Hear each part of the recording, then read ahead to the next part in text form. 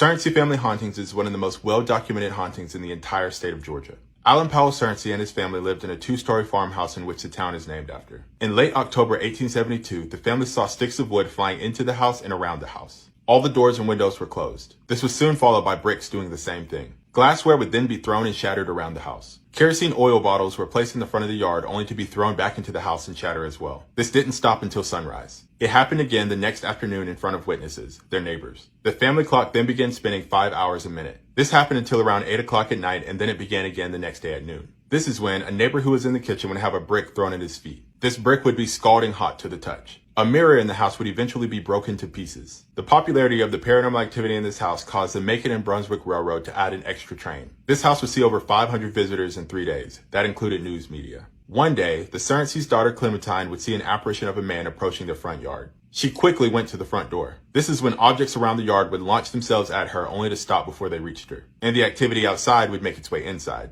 The wife of Alan and her daughter went to go stay at a neighbor's house. The poltergeist-like activity followed them to that neighbor's home. The wife went home. The hauntings would then start back up at the Surrency household. Objects and even live animals were known to disappear inside the house. And the Surrencys fled to their second home in a different part of the town. This is after a fireplace poker levitated and struck one of their sons repeatedly. They only had a week of peace before the event started again in greater force. The hauntings allegedly stopped after Alan Powell Surrency passed away in the 1870s.